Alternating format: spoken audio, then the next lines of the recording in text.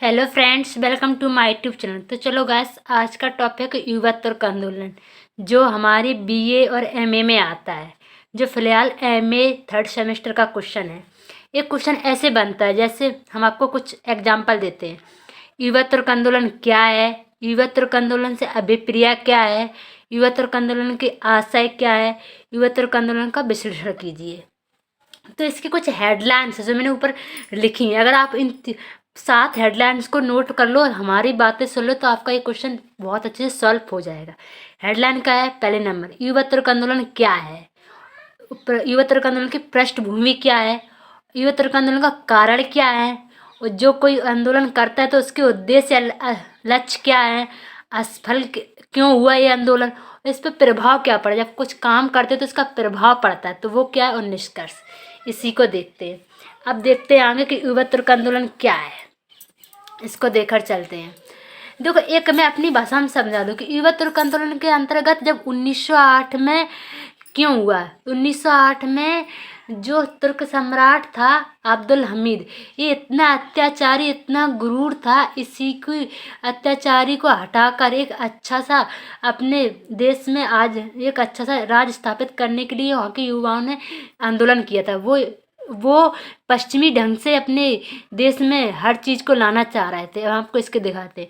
तुर्क के नौजवानों ने पश्चिमी सभ्यता के प्रभाव में आकर अपने देश में पश्चिमी ढंग से राजनीतिक स्थापना व यूनान की स्वतंत्रता से प्रेरणा ग्रहण करके अपने सम्राट के निरंकुशता को हटाने के लिए एक आंदोलन शुरू किया।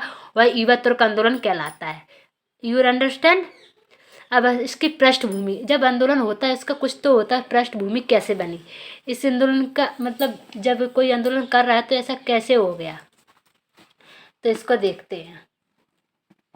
इसकी पृष्ठभूमि कैसे बनी, मतलब आंदोलन शुरू कैसे हुआ, आपको हम इस चीज़ बताते हैं।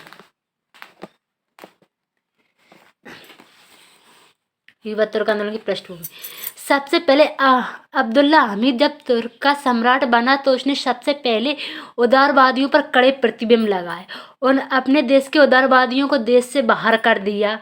और दूसरा नंबर, जब अब्दुल्ला हमीद को अपना निरंकुश शासन स्थापित करना था तो उसके दूसरा काम संसद को भंग कर दिया।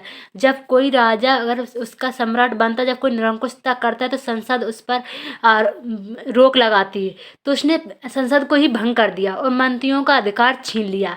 सारे अधिकार, सारी शक्तियाँ अपने में निहित कर ली। वैसे ही जैसे कि नेपोलियन ने उस टाइम किया था, वैसे ही अब्दुल्ला हमीद ने निरंकुशता शासन स्थापित करने के लिए मंत्रियों का अधिकार छीन लिया और संसद को भंग कर दिया। उस सुल्तान ने यूरोप से आने वाले साहित्यों पर भी प्रतिबंध लगाए।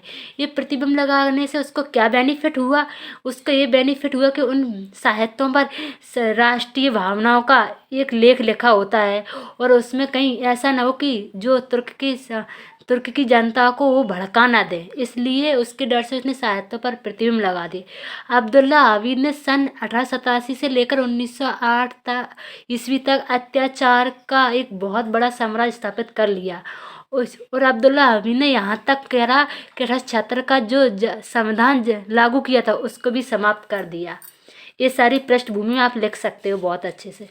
अब कारण क्या है, अब्दुल्ला हमीद का निरंकुश शासन, पहला कारण कि वो निरंकुश शासन के खिलाफ ये आंदोलन शुरू हुआ और वहाँ के जो युवा थे वो राष्ट्रीय भावनाओं का विकास हुआ उनके अंदर। जो उसने आसपास देखा कि बहुत सारे देश आज़ाद हो रहे थे, फ्रांस में क्रांति हुई और अमेरिका में क्रांति हुई, उन्हीं से प्रेरित होकर उनके अंदर राष्ट्रीय भावनाओं का विकास हुआ और अंतर्राष्ट्रीय नीति और संधियों का भी लागू हुआ। इस तरीके से आप लिख सकते हो। और युवा तुर्क आंदोलन की उद्देश्य क्या, अब जब कोई कर रहा है युवा तुर्क आंदोलन तो उसके उद्देश्य क्या है ये देखते हैं। वहाँ की युवा तुर्क आंदोलन का उद्देश्य, वहाँ के युवा क्या चाहते थे अपने देश से, तो तुर्की की एकता और प्रगति इस आंदोलन का मुख्य उद्देश्य है। वो सोचते थे कि हमारा जो एक था ना बाल्कन प्रदेश जो आपस में टूट रहा था और बहुत से देश उसमें अपनी अपनी बेनिफिट के लिए, जैसे पूर्वी समस्या के ही बाद हुआ है युवा तुर्क आंदोलन, तो वो देख रहे थे कि हमारा साम्राज्य कैसे बिखर रहा है, उसी को एकता का एक करने के लिए हुआ। और दूसरा, युवा तुर्क निरंकुश शासन से मुक्ति चाहता था, वो अब्दुल्ला हमीद से मुक्ति चाहता था, इसलिए ये आंदोलन शुरू किया। और तीसरा, आंदोलन में राष्ट्रीय और लोकतंत्र व्यवस्था लागू करना चाहता था, ना कि ये ऐसा करना चाहता कि हाँ वोटिंग हो, ऐसा नहीं कोई आके राजा बैठ जाए, वो ये नहीं चाहते थे। वो चाहते थे कि राष्ट्रीयता हो, लोकतंत्र हो। और चौथा, तुर्की को आधुनिक और पश्चिमी ढंग से निर्मित करना चाहते थे। सबसे मेन कारण ये था कि युवा तुर्क आंदोलन उसी से प्रेरित थे कि जो पश्चिमी देशों में हो रहा है, कि किस तरीके से राजनीति हो रहा है, किस तरीके से वहाँ के देश जैसे फ्रांस, स्पेन, रूस और पुर्तगाल, ब्रिटेन कैसे विकासशील हो रहा है, इनके उपनिवेश हैं, वैसे ही तुर्क का एक पुरानी रूढ़िवादी को हटाकर नया ढंग से अपने राज्य को स्थापित करना चाह रहा था। पांचवा, तुर्क को अंतर्राष्ट्रीय स्तर पर विकसित करना चाहता था। तुर्क ऐसा हो गया था कि अपने देश को ही इतना कमजोर हो गया था कि वो अच्छे से अपने बाल्कन प्रदेश को भी नहीं बचा पा रहा था। तो वो सोच रहे थे युवा लोग कि ये ऐसा विकास हो जाए कि इसमें अच्छे से विकास हो जाए, इसका बहुत सारे उपनिवेश बने, इसलिए। और तुर्की में संसदीय संविधान पुनः लागू करना चाहते हैं। मैंने बोला था जब 1776 में संविधान लागू हुआ था, लेकिन जब अब्दुल्ला हमीद 1787 में वहाँ का सम्राट बना तो उसने 1776 का संविधान समाप्त कर दिया था, वो दोबारा लागू करवाना चाहते थे। और सातवां, बुद्धि और धार्मिक, बौद्ध और धार्मिक स्वतंत्रता लागू करना चाहते थे, वहाँ का धार्मिक को स्वतंत्रता दिलवाना चाहते थे और बौद्ध को भी। और तुर्की के कुछ युवा लोग अपने देश में पश्चिमी ढंग से सुधार लाना चाहते थे, कुछ नीतियाँ। अब इसका देखो असफल क्यों हुआ, आपको ये भी बता दें।